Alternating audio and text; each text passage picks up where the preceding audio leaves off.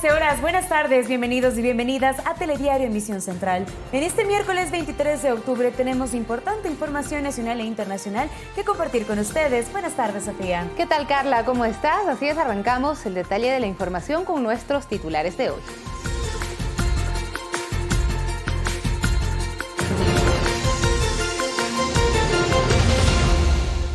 El Frente Unitario de Trabajadores anunció la suspensión de la movilización convocada para el próximo 30 de octubre. Sus representantes dijeron estar abiertos al diálogo. El presidente de la República, Lenín Moreno, felicitó la decisión del Frente Unitario de Trabajadores de suspender la paralización. El ministro de Economía, Richard Martínez, prevé comparecer esta tarde ante la Comisión de Régimen Económico para exponer el alcance del proyecto de crecimiento económico que envió el Ejecutivo. 7 personas heridas, una fallecida y una casa colapsada es el saldo que dejó la explosión de un tanque de gas doméstico en el sector de San Bartolo, en el sur de la capital. En lo internacional, 19 muertos y más de 2.000 heridos dejan hasta el momento las protestas en Chile. El presidente Sebastián Piñera pidió perdón por la falta de visión y anunció una serie de reformas para tratar de responder el estallido social. En los deportes, vuelve la Copa Ecuador con la semifinal entre Liga de Quito y Emelec. Ambos equipos se enfrentarán esta noche en el partido de ida programado en el Estadio Rodrigo Paz.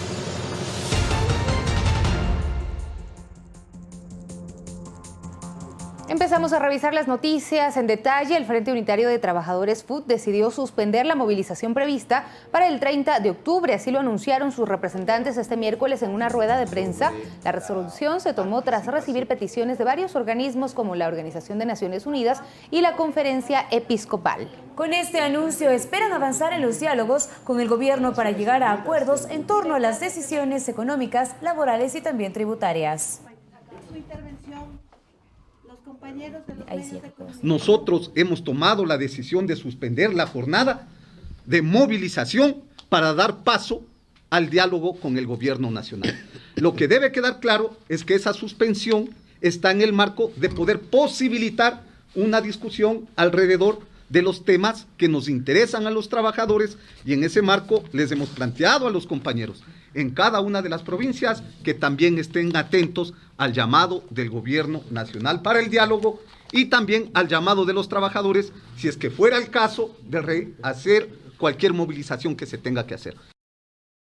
Y mientras tanto, las jornadas de diálogo se intensifican en Carondelet, donde ya se evidencian resultados. Así es, nuevas reuniones con diversos sectores se desarrollan en la Casa de Gobierno, y para conocer más detalles hacemos ahora mismo un contacto con nuestro compañero Alex Llanos. Buenas tardes, Alex, te escuchamos aquí en estudios.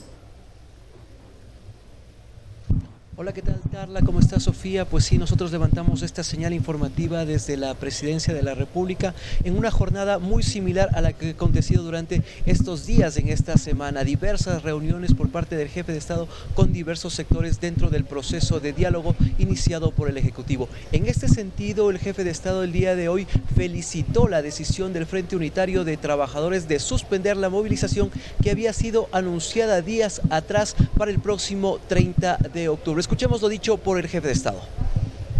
El día de hoy por la mañana ha manifestado que no realizará el paro ni las manifestaciones o concentraciones que estaban anunciadas para el día 30.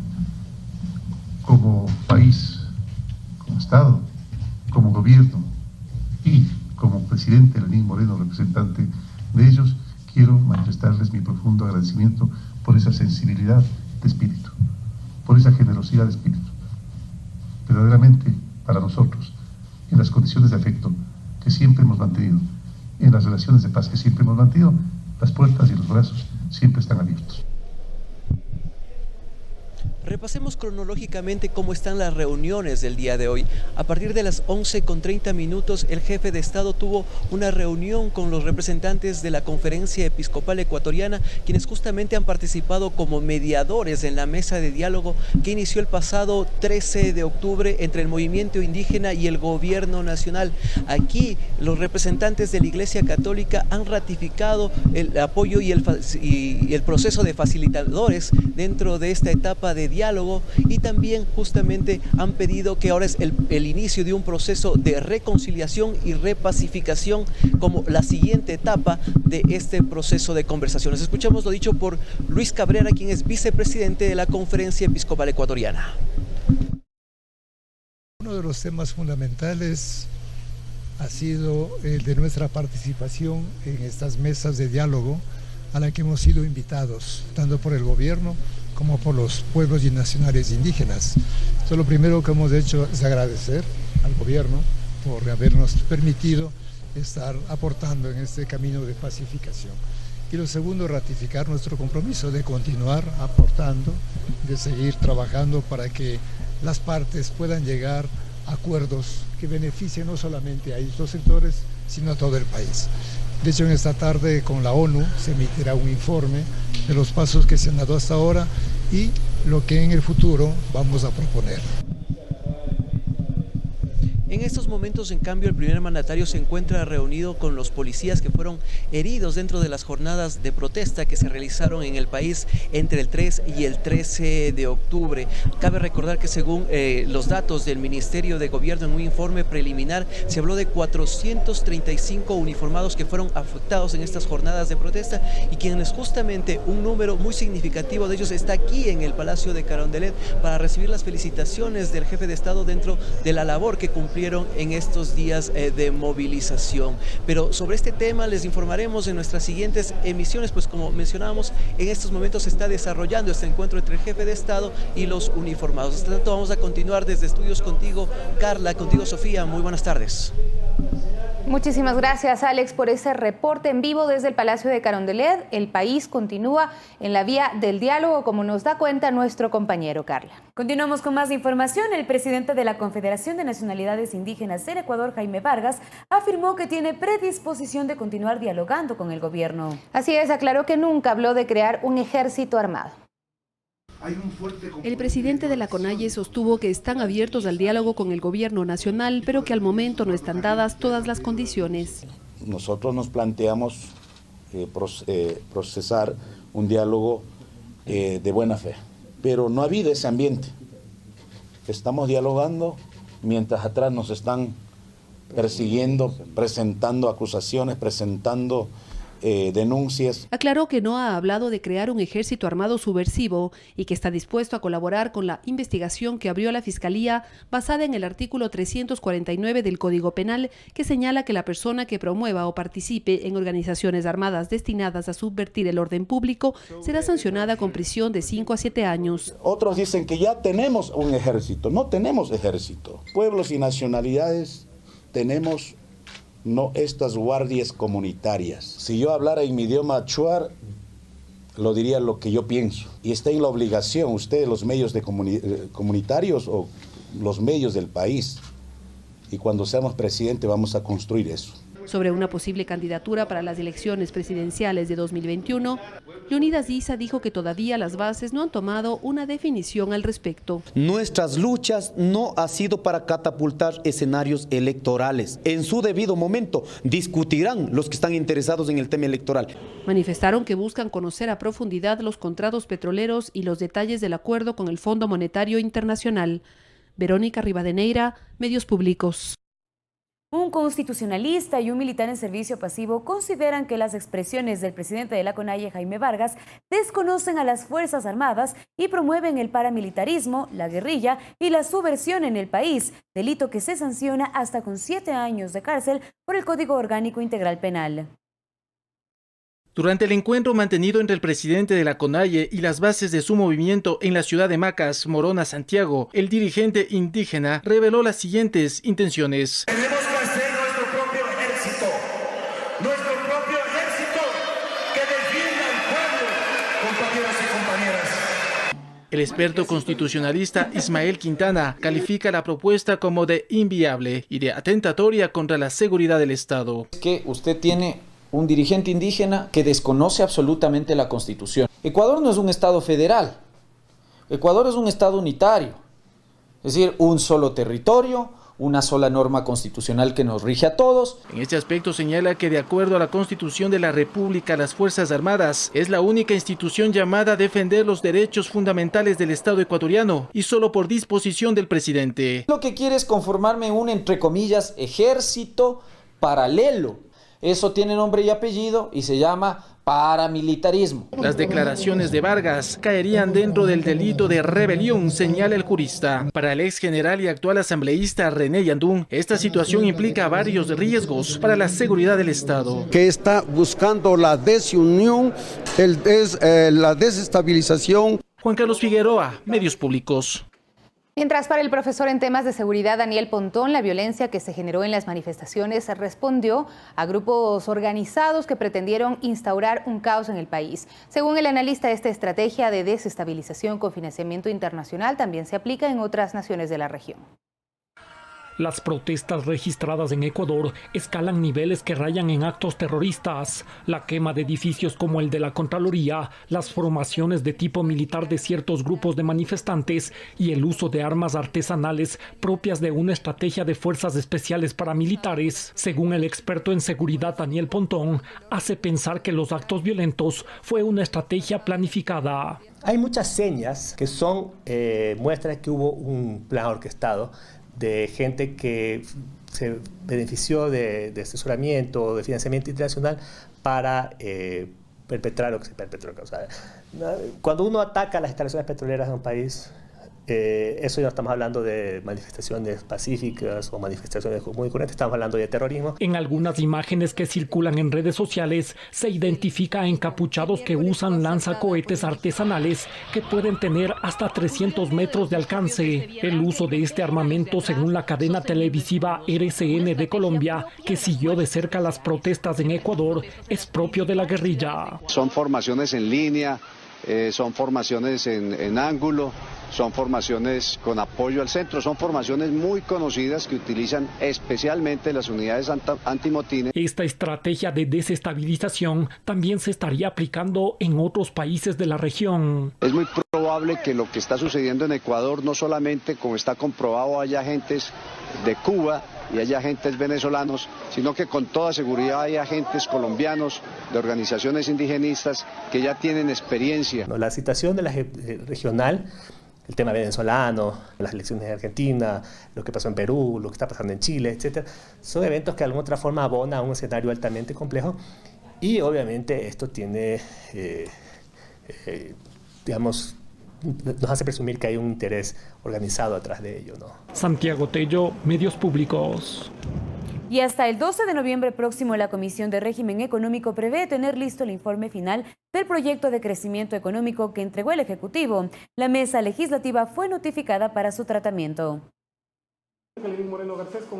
En la reunión que mantuvo el Consejo de Administración Legislativa este martes, calificó y remitió a la Comisión de Régimen Económico el proyecto de reformas que el gobierno denominó Ley de Crecimiento Económico. Nos hemos comprometido como comisión a trabajar de manera continua, intensa, para poder recibir a todos los actores de la sociedad civil que tengan algo que aportar a la reforma.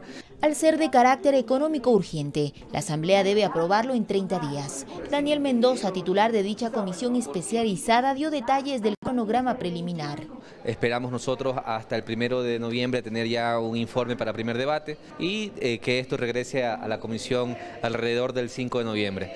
Luego de esto, pues vendrá ya el debate un poco más intenso sobre los potenciales nudos críticos que tiene la reforma y en esta línea hasta máximo el 11 o 12 de noviembre tener ya un informe para segundo debate.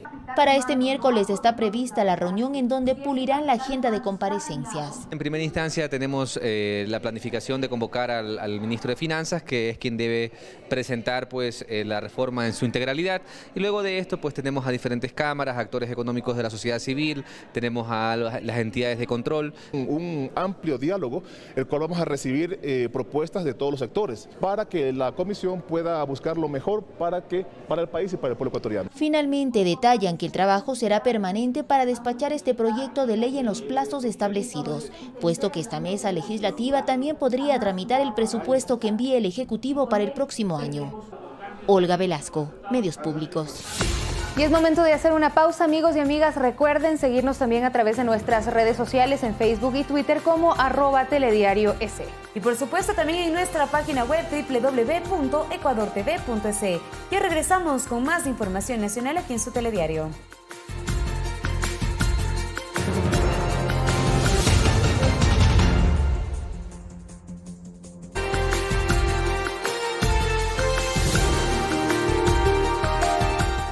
Estamos de regreso, preste atención. El Cuerpo de Bomberos de Quito informó sobre el fallecimiento de un hombre de 70 años y 7 personas heridas como producto de una explosión de un tanque de gas en el sector de San Bartolo, en el sur de Quito. La vivienda en donde se produjo el incidente se encuentra inhabitable y existen varias casas afectadas en la zona. Al momento, la Unidad de Investigación de Incendios realiza el peritaje respectivo para determinar la causa exacta del origen de la fuga de gas. Se hizo una búsqueda y localización con canes, con perros y también tecnológica para descartar si hay más víctimas. Sí hay familias hasta extranjeros, había venezolanos también de Quito y todo.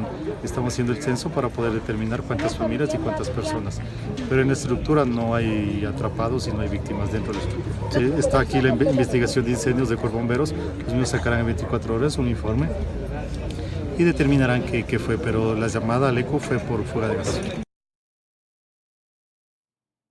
Cambiamos de tema. El municipio de Guayaquil presentó los estudios y el diseño del nuevo terminal terrestre que prevé construirse en la vía a la costa y que tendrá una capacidad de recibir un promedio de 5.000 pasajeros diarios. Cristian Cecilio Arévalo preparó un informe. Veamos más detalles. Saludos cordiales. Hace pocos minutos la alcaldesa de Guayaquil, Cintia Viteri, ofreció detalles de esta obra que se ejecutará en el kilómetro 26 en la vía perimetral, en donde actualmente funciona una parada informal por parte de quienes viajan hacia la costa o vienen de ella. Escuchemos parte de lo que dijo. Son 3.500 personas que usarían de ida, 3.500 de vuelta, pero se suman a las 5.000 personas que salen de esta terminal hacia la terminal satélite. El costo de la obra es de 6.200.000. Andrés Roche, gerente general de la Autoridad de Tránsito Municipal, explicó que esta obra solucionará el problema y el peligro que representa para quienes realizan transbordo en este punto. Algunos tenían que subir la loma para la perimetral porque cogían buses urbanos de Guayaquil para ir al sur de la ciudad. Otros cruzaban a lo largo de la vía a la costa de forma peligrosa, arriesgando sus vidas, cruzar incluso cuando no existían pasos peatonales.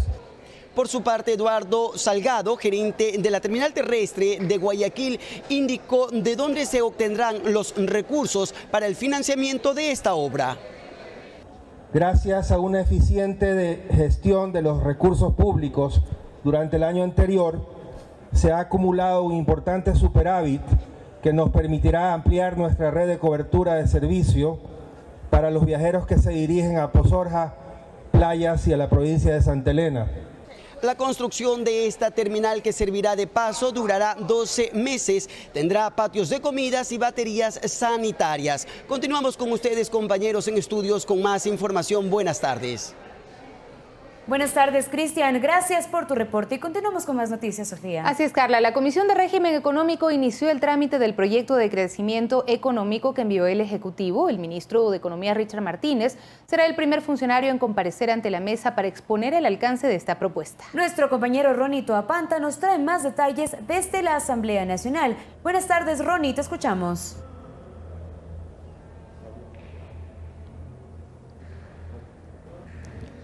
¿Qué tal, compañeras? Muy buenas tardes. La mañana de este miércoles inició aquí en la Comisión de Régimen Económico de la Asamblea Nacional el tratamiento de la Ley de Crecimiento Económico enviada por el Ejecutivo la semana pasada. En esta sesión, los integrantes de la mesa abocaron conocimiento del documento y aprobaron el plan de trabajo y el cronograma para las comparecencias. El primero en acercarse a comparecer ante esta mesa legislativa será el ministro de Economía, Richard Martínez, quien deberá llegar a las 2 de la tarde. Comentarles que en entrevista para los medios públicos, el segundo vicepresidente de la Asamblea Nacional, Patricio Donoso, se refirió al trabajo que deberá desempeñar esta mesa legislativa para el tratamiento de este proyecto. Veamos el siguiente informe. Una vez calificada por el Consejo de Administración Legislativa, la Ley de Crecimiento Económico tiene 25 días para ser tratada en la Asamblea Nacional, recordó en primera impresión Patricio Donoso, vicepresidente del Legislativo. Vamos a establecer hoy día mismo una agenda y recibir en el primer debate, así denominado, en la comisión, a los ministros, al de Finanzas, al de Producción Petrolera, a la directora del SRI y también a los actores privados, cámaras de reproducción, sindicatos y todo aquel ciudadano o grupo que quiera decir algo con respecto a esta ley. Desde su análisis, el texto contempla escenarios positivos para cuidar la economía del país, como la autonomía que se pretende dar al Banco Central. Para que no se tome el gobierno dineros del Banco Central, como también, y esto es importante, disminuir la capacidad discrecional del gobierno en cuanto a mover el presupuesto en un 15%, bajará, de acuerdo al proyecto, a un 5%. Otros temas como la reducción del ISD para materias primas y bienes de capital, eliminación de anticipo de impuesto a la renta y simplificación de trámites, cree que ayudarán a mejorar la productividad. Que le quita, sobre todo a la pequeña y mediana empresa, capital de trabajo. En otros puntos, según el asambleísta, será necesario ampliar el debate. Si bien se eliminan los aranceles con respecto a los teléfonos inteligentes y a los celulares, hay cierto costo vía IC, es decir, impuesto a los consumos especiales de telefonía. Eso deberá aclararnos el ministro en su comparecencia. Y también el tema de los préstamos hipotecarios al 4.99% a 25 años plazo. Por otro lado, se pronunció sobre la suspensión de remuneraciones a 4 legisladores de la Revolución Ciudadana. Tienen todo el derecho a defenderse y a decir su opinión. Y esa suspensión a la que usted hace referencia es provisional hasta ver qué es lo que está pasando en la situación, sobre todo de 3 legisladores que están en la Embajada de México. En cuanto al otro legislador que está privado de la libertad, su caso es definitivo y la suspensión, por lo menos hasta que esclarezca su tema jurídico. Sofía Montoya, Medios Públicos. Según manifestó el presidente de la Comisión de Régimen Económico, Daniel Mendoza, aquí en la Asamblea Nacional esperarán a poder aprobar este proyecto hasta el 21 de noviembre. Como manifestábamos, el ministro de Economía, Richard Martínez, vendrá acá a las 2 de la tarde para ampliar y exponer los principales criterios de esta normativa. Ese es el informe que tenemos desde acá, desde la Asamblea Nacional. Ustedes continúan con más desde estudios. Muy buenas tardes. Buenas tardes, Ronnie, muchas gracias por tu reporte. Estaremos pendientes de la información que se genera en la Asamblea Nacional. Vamos a otro punto donde también se genera información y es la presidencia. Alex Llanos está en este lugar junto al secretario de Comunicación, Gabriel Arroba. Alex, te damos paso. Hola, ¿qué tal, compañeros? Pues sí, retomamos la información desde aquí, desde la Presidencia de la República, sin duda con datos muy importantes, pues hace pocos minutos el secretario general de Comunicación, Gabriel Arroba, ha ratificado el tema que ya se había anunciado durante las jornadas de protesta entre el 3 y el 13 de octubre, que son el tema de noticias falsas que buscan intentar nuevamente encender las calles. Pero justamente para conocer los detalles, tenemos aquí con nosotros al secretario de Comunicación y le consultamos cuál es, secretario, las noticias que se están impartiendo por parte a través de teléfonos y que son realmente falsas. Sí, mire, hemos hecho hemos hecho algunas visitas a territorio por parte del Gobierno Nacional en estos días y hemos identificado 3 noticias falsas o informaciones falsas que están tratando de generar molestia en la ciudadanía, que están tratando de calentar un poco otra vez el ambiente. Estas 3 noticias son, la primera es, bueno, primero aclararla, ¿no? Es totalmente falso, es mentira que el Gobierno Nacional esté entregando bonos a ciudadanos extranjeros, en específico a venezolanos. Es totalmente falso. El Gobierno Nacional no entrega ningún bono a ningún ciudadano extranjero. Los únicos bonos que se entregan en el Ecuador son exclusivamente para ciudadanos ecuatorianos y es de conocimiento público. La otra mentira y la otra información falsa que se está distribuyendo de una manera peligrosa es de que es totalmente falso de que se ha perdonado 4.500 millones de dólares a los más ricos. Eso es totalmente falso. Lo que se ha hecho es un proceso de cobro de deudas y al contrario de la noticia, de la información falsa, lo que se ha hecho es recaudar de deudas casi incobrables que tiene el Gobierno Nacional. Se han recaudado 1.250 millones y para eso se condonó se condonó solo intereses y multas. Pero el 95% de los beneficiados de esta medida son pequeños, micro y medianos emprendedores o empresarios. No empresarios, negocios. Esta es la verdad. Es falso que se ha condonado 4.500 millones de dólares en deudas. Y la otra noticia es totalmente falso y es mentira que se vaya a bajar los sueldos. Esto lo están diciendo a través de campañas escondidas, a través de personas que quieren, sobre todo en comunidades rurales. Sobre todo en comunidades indígenas están metiendo mucho esta noticia falsa. Este tipo de noticias falsas. La tercera mentira es que vamos a bajar los sueldos. Es mentira, es totalmente falso que se van a bajar los sueldos. Es ilegal, eso no va a suceder. Tampoco se van a eliminar los beneficios laborales de aquellas personas que ya trabajan. Eso es totalmente falso. Es más, ni siquiera se ha presentado una reforma laboral aún, está en mesa de diálogo. Estas tres informaciones totalmente falsas, pedimos a los medios de comunicación que se aclaren, a la ciudadanía que no crea en mentiras, que se guíe solo por medios oficiales.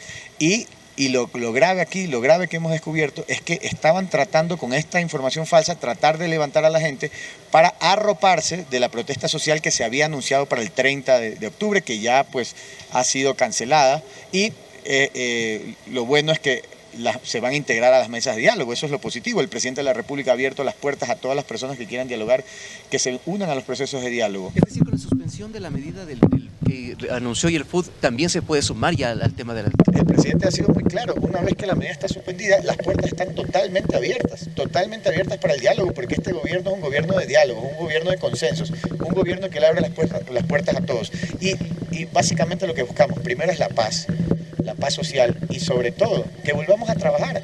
Todos queremos trabajar, nadie quiere suspender ninguna actividad. Una consulta final, señor secretario, es justamente este tipo de campañas ya se utilizaron durante las jornadas de movilización que vivimos hace pocos días. Durante las jornadas de movilización detectábamos 5 informaciones falsas por hora.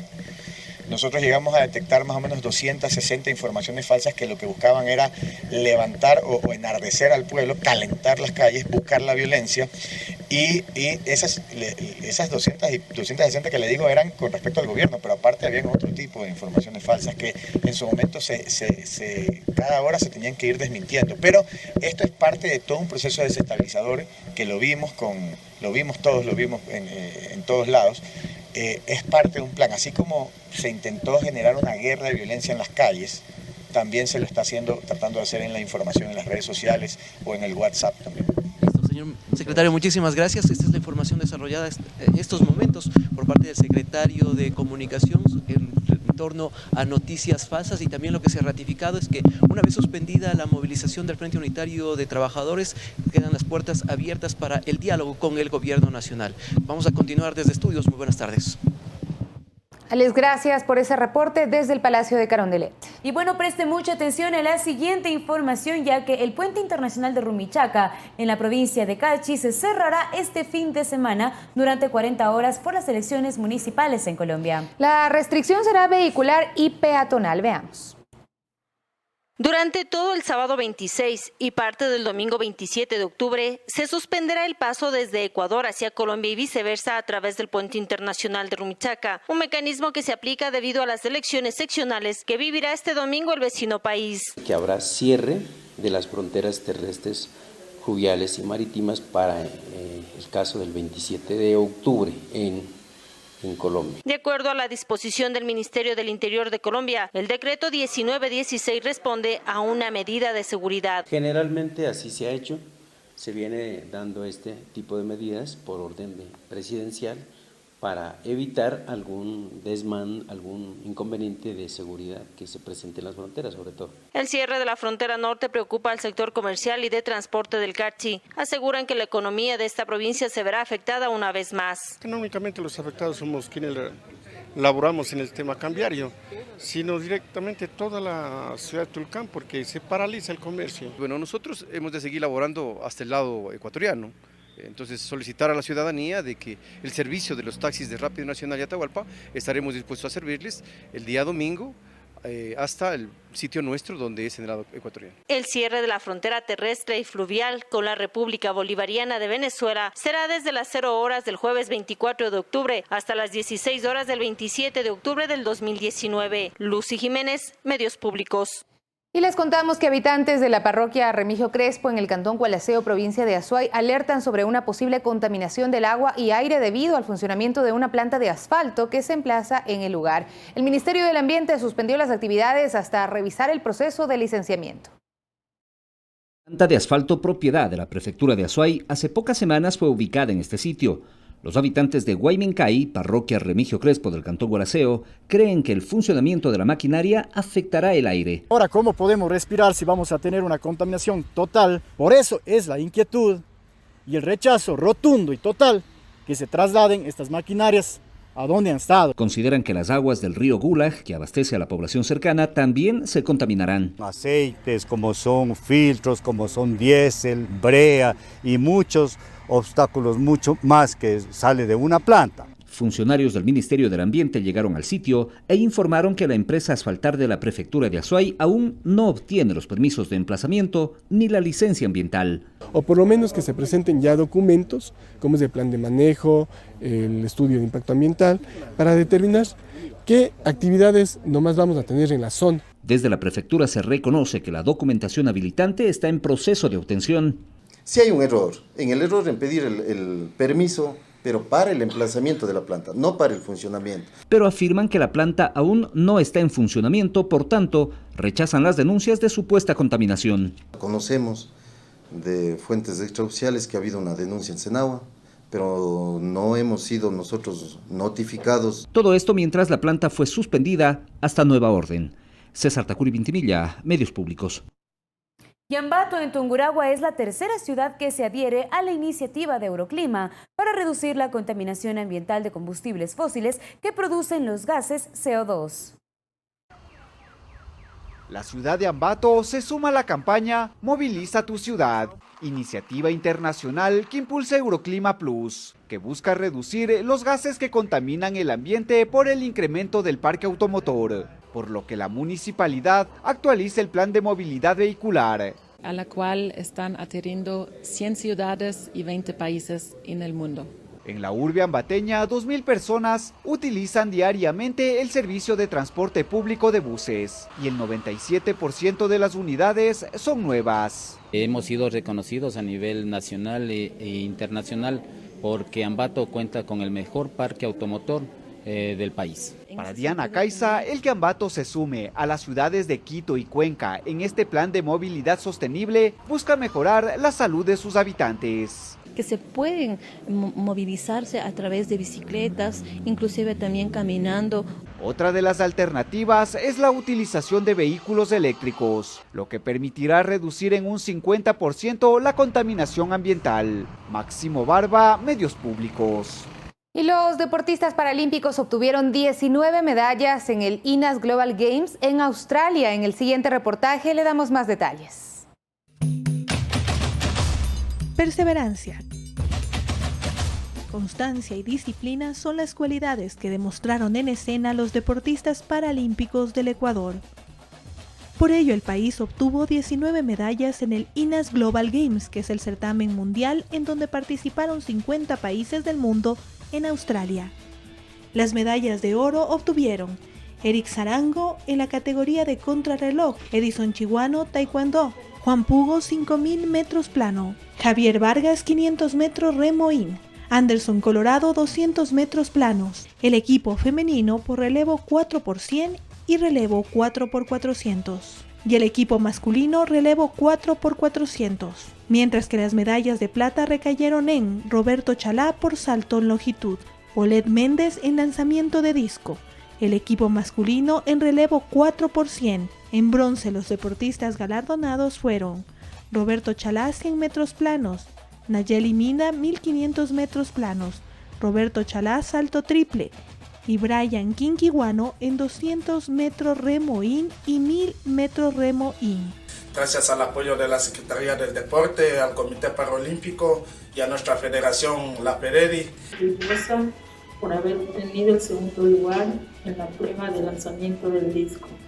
Estas competencias están destinadas a deportistas con discapacidad intelectual, quienes quieren seguir entregando medallas al Ecuador. Me sentí muy bien estar aquí con toda mi familia y me apoyó. Me siento muy bien por obtener esta medalla y a la misma vez muy orgulloso y gracias al Ecuador por darme ese aliento. Los INAS Global Games son el evento deportivo más grande del mundo, que se desarrolla cada 4 años. En la ciudad australiana se reunieron más de 1000 atletas, entre ellos 25 ecuatorianos. Soy contento por por ganar los 500 aquí, medalla de oro. Sí, pues me siento contenta por obtener esta medalla de oro. Para los deportistas ecuatorianos, esta es una nueva etapa para seguir haciendo flamear la bandera nacional en escenarios internacionales. María Elena Vaca, Medios Públicos. Y en otro tema, las manifestaciones en el país impidieron la normal donación de sangre. Por ello, la Cruz Roja Ecuatoriana invita a los ciudadanos a hacerlo. La jornada de manifestaciones que vivió el Ecuador a principios de este mes trajo consecuencias para todos los sectores del país. La Cruz Roja, por ejemplo, tuvo una baja en las donaciones de sangre. Nosotros como Cruz Roja colectamos aproximadamente 15.000 unidades de sangre por mes. Diariamente sí estamos entre 700 y 800 unidades y en esos días bajó realmente a 200 a 150. Es por ello que ahora invitan a todos los ciudadanos para que acudan a los diferentes puntos de donación a escala nacional. Queremos colectar 1.500 unidades de sangre en la ciudad de Quito. También lo pueden hacer en las provincias porque la campaña también es para las provincias. Para donar sangre, los ciudadanos deben tener entre 17 y 65 años, pesar más de 50 kilos, tener un buen estado de salud, llevar un documento de identificación y llenar un cuestionario. Además, se deben considerar otros aspectos. Donación de sangre nunca en ayunas. Si vamos a donar sangre en la mañana, bien desayunados. Si vamos a donar sangre en la tarde, bien almorzados. El proceso de donación le tomará entre 35 y 40 minutos. Y les invitamos a todos, donen sangre. La sangre es muy importante porque solo la poseemos nosotros, no la podemos fabricar. Es un acto voluntario y un acto humanitario. Recuerde que una pinta de sangre puede salvar hasta 3 vidas. Coralía Pérez, Medios Públicos. Bueno, ya lo saben, a salvar vidas a través de la Cruz Roja Ecuatoriana. Y les contamos acerca de las festividades del Ingapaya en el cantón Tizaleo, provincia de Tungurahua, que conjugan lo religioso con la resistencia indígena en contra de Sebastián de Benalcázar. Conozcamos más.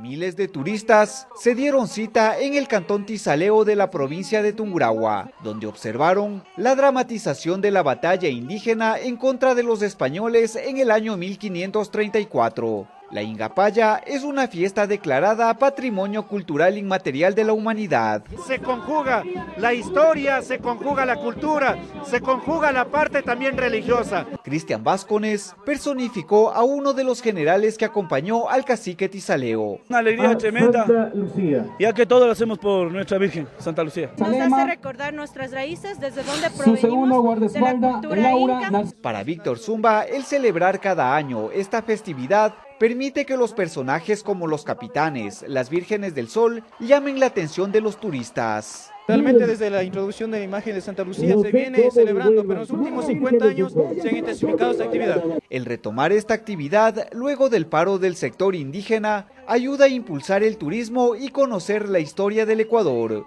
Máximo Barba, Medios Públicos.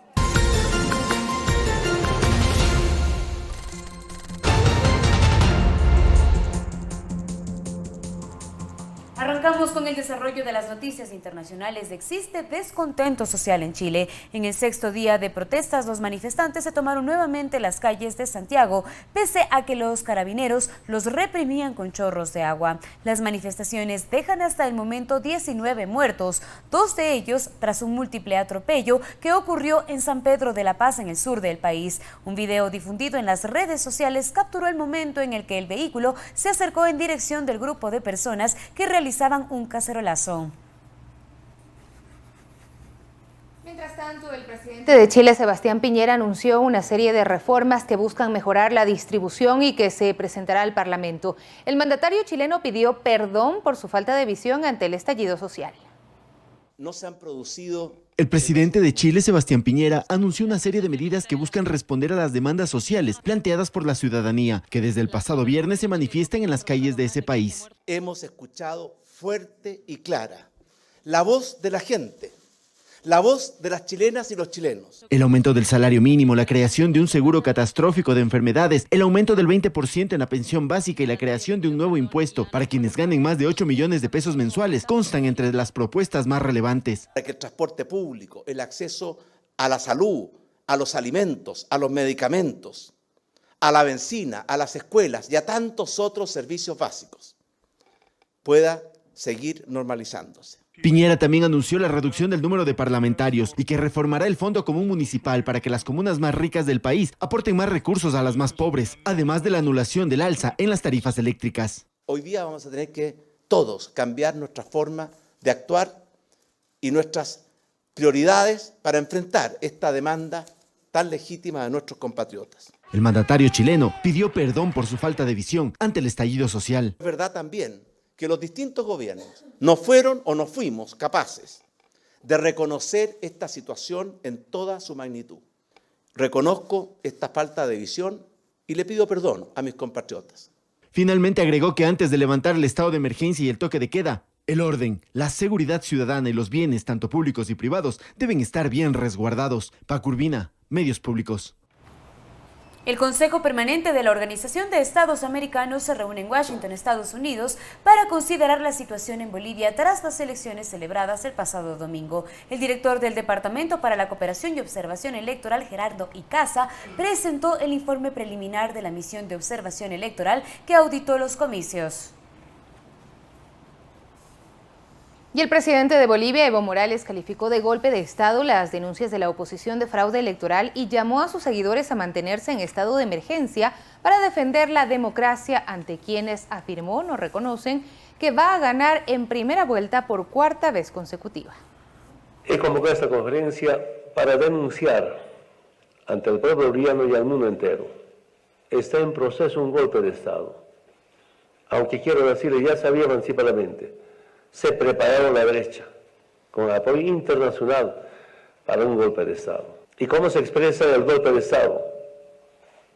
No dejan el conteo de las elecciones, queman instituciones del Estado como las infraestructuras del Tribunal Supremo Electorales Departamentales, como amedrentan a las casas de campaña, cómo están atentando a candidatos electos a senadores diputados y sobre todo no dan garantía, la derecha, los opositores, a los miembros de los tribunales electorales departamentales y nacionales. El Parlamento de Hong Kong retiró este miércoles de manera oficial la polémica propuesta de ley de extradición que originó las protestas masivas que se producen desde el pasado 9 de junio. Durante una sesión del Consejo Legislativo, el ministro de Seguridad, John Lee, que fue el encargado de comunicar esta decisión, en el que el anuncio de la retirada se produce 8 meses después de poner sobre la mesa una norma que, según opositores, activistas y abogados, permita que Pekín accediera a fugitivos refugiados de la excolonia británica para llevar a su jurisdicción y procesarlos en un sistema carente de garantías.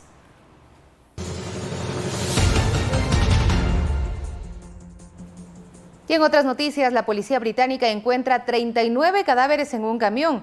Además, en Rusia descubren 5 nuevas islas. Tenemos más en el siguiente resumen. En Costa Rica fueron incautados 1.420 kilos de cocaína. El cargamento iba escondido en 47 sacos en la bodega de un pesquero localizado frente a las costas del Océano Pacífico. Fueron las tropas navales costarricenses quienes, junto a la cooperación de las guardacostas colombianos, los que confiscaron el cargamento. Los equipos de rescate encontraron el cuerpo de un hombre en la playa de Caldes de Estrac, a 40 kilómetros de Barcelona. Lo habían buscado durante la noche tras la alerta sobre su desaparición. Esta es la primera víctima del fenómeno natural denominado la gota fría. 39 cadáveres fueron encontrados en un camión en el condado de Essex, en Reino Unido. La policía fue avisada por un servicio de ambulancias esta madrugada, después de que se descubrieran los cuerpos. El conductor del vehículo fue arrestado bajo la acusación de presunto homicidio. Por ahora se desconoce la nacionalidad de los fallecidos ni ningún otro dato sobre ellos. La Marina de Rusia anunció el descubrimiento de 5 nuevas islas que emergieron por el derretimiento de glaciales en el Ártico. En una expedición de agosto y septiembre se cartografiaron las islas que todavía no tienen nombre. Según indican las autoridades, estaban escondidas bajo unos glaciares. Fernanda de la Bastida, Medios Públicos. Regresamos a las noticias nacionales. Del 1 al 3 de noviembre se realizará en Salinas de Bolívar el 10º Festival del Queso y de la Cultura Andina, un espacio ideal para visitar durante este feriado y en donde artesanos y pequeños emprendedores expondrán su producción. Del 1 al 3 de noviembre se realizará en Salinas de Bolívar, en Guaranda, el 10º Festival del Queso y la Cultura Andina. Un evento que tiene como propósito mostrar al público el trabajo comunitario, productivo y artesanal de la zona. Este es un festival multicultural de la zona, ¿no? de Bolívar. Más de 50 stands se ubicarán en el estadio de la Liga Parroquial de Salinas, ubicado a 30 minutos de Guaranda. Allí, el público podrá conocer, degustar y comprar los diferentes productos. Tenemos chocolates, bastantes variedades, tenemos bastantes variedades de quesos, maduros, semimaduros, que van a estar presentes en esta feria y una variedad también de embutidos. En 2018, alrededor de 7.000 personas acudieron a la feria. Para este año esperan una mayor afluencia de visitantes. Nosotros ofrecemos todas las garantías, en este caso de seguridad, logística, la estadía y la alimentación. Esta iniciativa cuenta con el respaldo de la campaña Vive Ecuador, que fue diseñada por el Gobierno Nacional para que los pequeños y medianos emprendedores inicien sus proyectos accediendo a créditos en condiciones favorables a través de la banca pública. Una iniciativa destinada a impulsar e identificar nuevos emprendimientos o productos que contribuyan al fortalecimiento y diversificación de la oferta turística nacional. Coralía Pérez, Medios Públicos. Ahí está una propuesta más para recorrer nuestro país en el feriado que ya está próximo. Así es, Sofía. Bueno, para recordarle también a toda la ciudadanía que a las 19 horas nosotros tenemos nuestro microinformativo y por supuesto a las 20 horas Telediario Estelar con más información para cada uno de ustedes. Nos despedimos ya. Una buena tarde. Buenas tardes.